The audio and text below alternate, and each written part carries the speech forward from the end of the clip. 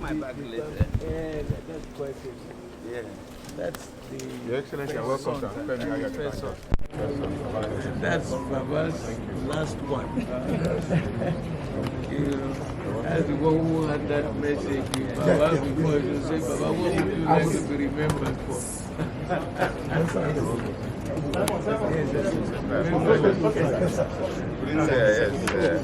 That's it. How do you do, sir? Okay, you know, this is my president of Senate. Yes, I do it. Nice to meet you. Nice to meet you, sir.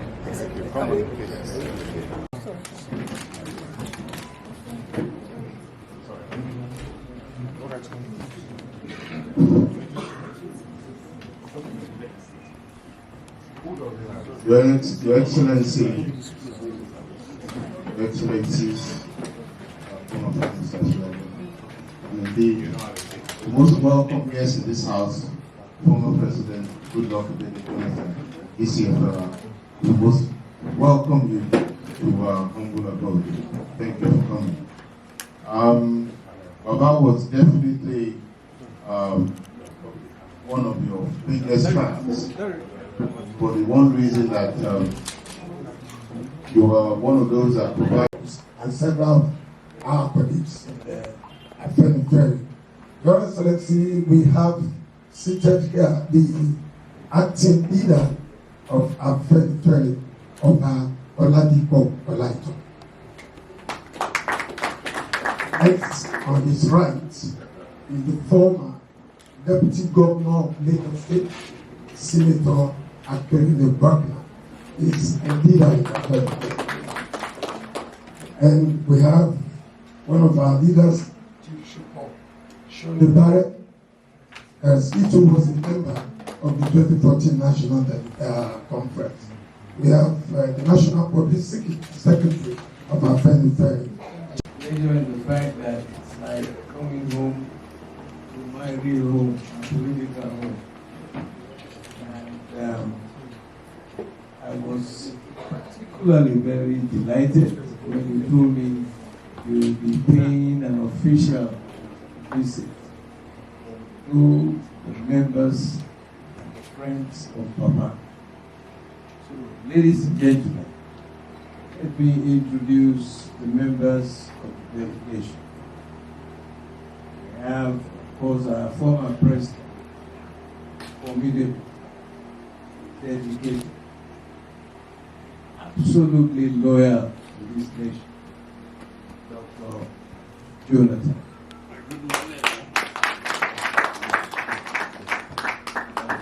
Sitting next to him is his very good friend. Many of us here, my great-grandmother is also a Sierra Leonean.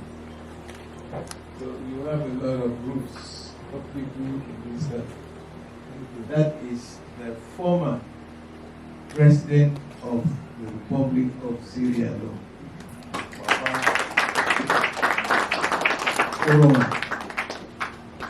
And on my left side here, another political guru of our party, PDP, me alive.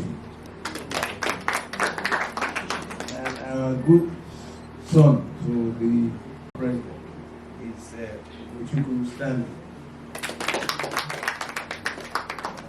Very self.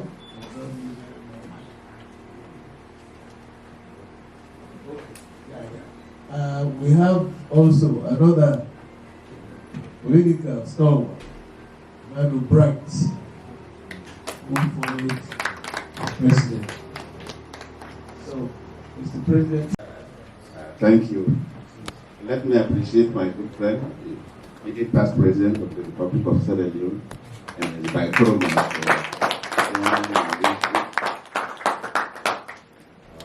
fellow leaders. Thank you so much. My dear sister, we started as deputy governors in this dispensation.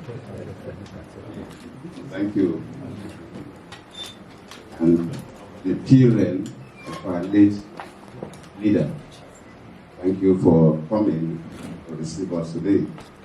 The leader of my team, Chief Bodejos, are always there for me. Thank you. And members of my team that have been introduced to you. They are all Lagos big boys, and Timia Daibe is well known, the owner of Elboro Hotel and a businessman, unknown. Then behind them, Ndidi Ndiomo. He spent all his life in Lagos. I'm not sure he knows where Bayelsa is. Actually, look for a young man coming up also. Thank you so much. And Mazi, my good friend, thank you, and my aides. On behalf of my team, I sincerely thank all of you for gathering here to receive us. When we learned about the death of our leader, I issued a statement. Some of you must have read that statement. But I felt that statement on newspapers not enough. We must find time to come and pay this condolence to the family and the leadership of our periphery. Because our dear leader was not the leader of our periphery alone, the leader of this country.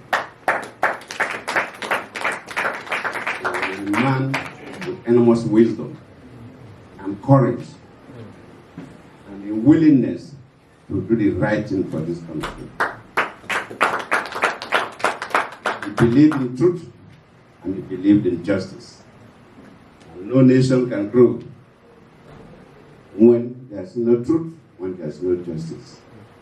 And those are the things he's known for. And we're not surprised that he led the very creditably well.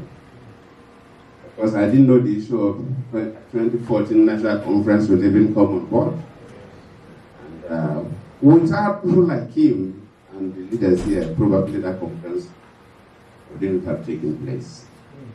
Because initially when I came up with that concept of that 2014 conference, people thought that probably I wanted to manipulate the system to favor myself. I am not that kind of a person. I said that, look, we need the best for this country. And when things are not going the way we expect, just call leaders and have a comprehensive dialogue. And it took time. And of course, the composition of the conference, those who attended know that it was very, very credible. All sectors of society were represented. And I gave them total authority to discuss what is good for Nigeria.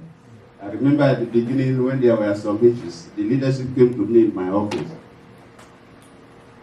and said, look, President, we want to know whether there are some areas that we have of interest and so and so.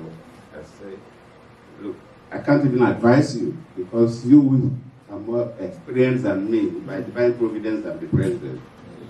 But you, the leaders, Supreme Court, Justice, the people there, I say, more than, apart from, there are quite a number of young people, but more than 50% of members of that conference, they are more experienced than me in terms of even running the affairs of this country. It's a benevolent spirit that gives me that privilege to do that. So if you cannot take any decision that will help us in this country, then forget it. I'm not going to interfere. And I did not interfere in anything. And our leader played a key role. They did well. I'm happy that whenever people make reference to that conference, they say, look, we need to visit it. We cannot just... A number of people felt, oh, why didn't I implement it? But people some people knew that towards that period, we had a lot of political turbulence in the country. The Speaker of the Parliament, who was in my party, mobilized against me and moved to another party. And they were ready to bring the government down by any means. That is not the time you can present very sensitive issues. Even the Senate was not safe. And I said, well, let us wait, thinking that I was going to come back. But we thank God for everything. And I believe that one day, one government will review, not take everything, but look into these issues discussed by our people, almost 500 Nigerians, credible Nigerians, young and old, met without political influence by anybody. So I believe the outcome is still very relevant for our society today and tomorrow. For today, we thank you for receiving us. This is my condolence letter.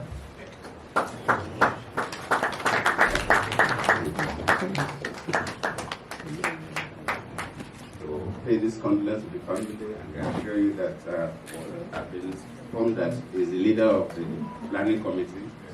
Please, when things are ready, let us know, so we can all come in our numbers. The last respect, please be seated. So I need it. And like you said, Pa Adebanjo and Pa Ike Clark dying just 1 week apart. 3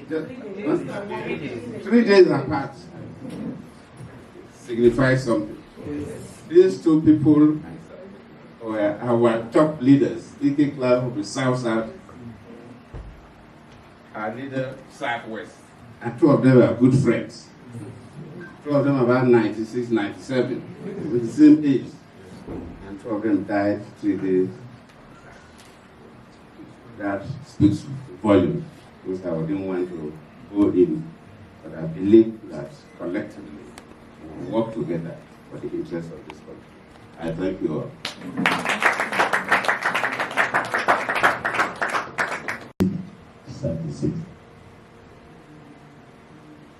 We have people like that. So we have you. One is struck by your statement in the first community office that you had no shoes. Who will say that? Who will say that? And now again, for somebody to come and say, oh my leaders, the way you talk, when people came to you about the symposium, what is your instance, that have no interest. You are more experienced than me. How many of us say that? You are a special species. You might not even know it. But there is still good coming. This cannot be there. This cannot be there. Because God will not create that kind of people and end them at the stage you are in. It is, you test your students as the president was testing waters. The real thing is still coming. Not to die. Welcome you here. Thank you for coming. Our Father, I keep saying, people say yes, right? I say, he asked him to die. And you said it here. He said, if anybody believes in justice, equality, fairness, never dies. Because no nation can survive without this one. Because that is what we fought for all this life. And we say, without people like him, the nation can survive. So thank you very much for coming. And God bless you. Thank you so much. It's my unique and distinct pleasure to introduce somebody that my father trusted so completely. Your Excellency, our President. So, okay. On behalf of my family, I first want to acknowledge that the chief mourner, my mother, she's 95 in April, but she can't be with us here today. She's upstairs. She would have loved to receive you as well. But, as age is telling on her as well, she can't be here. But she's well represented. by the secondary mothers in us children. We're not all here. We have two older sisters who are unfortunately away, but they also acknowledge your presence here. We want to thank you, especially for the role you've always played in our father's life over the years. Like my brother said during the Constitutional Conference, I visited in Abuja during one of those times when they were holding the conference. So actually, I was able to meet a number of people at the conference. I think on Bishop, I saw you on the day I came. So with that said, I want to thank you again from the bottom of our hearts for coming today, for acknowledging our father for who he is, who he was, and who he will continue to be to Nigeria. We want to thank everybody that has come from different parts of the country, particularly from the South. Everybody, especially you, the ex-president of Sierra Leone, for joining to come and condole with Mr. President for our father. On that note, I'll say thank you very much. Thank you to the leaders of Afenifere. I want to say thanks to the leadership of Afenifere because they've been with us every single day since our father passed. Every single day, and we do not take it for granted. Thank you very much, sir. And also want to thank the committee that our dad elected.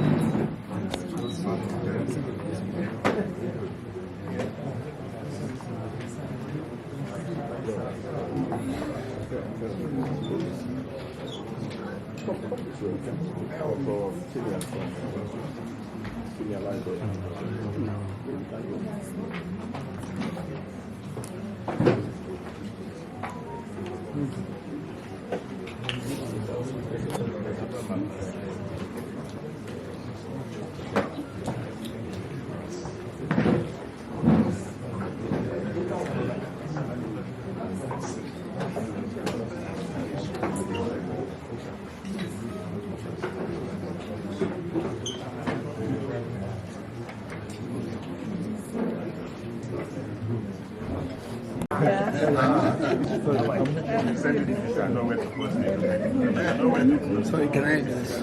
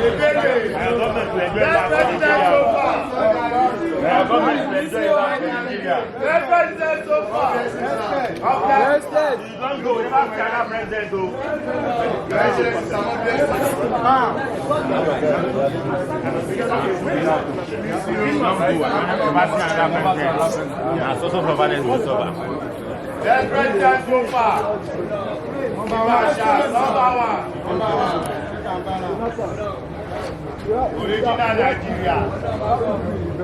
Sorry, please come to Hi, President.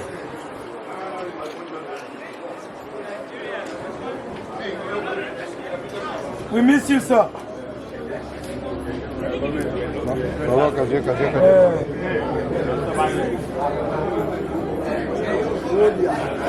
Hi, President. How are you?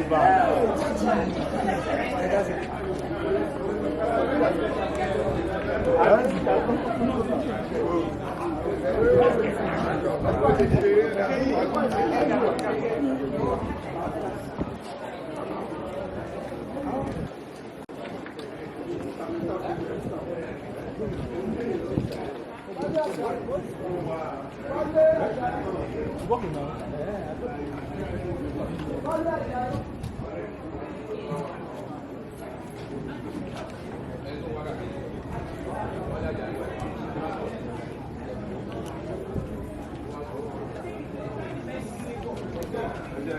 Kind of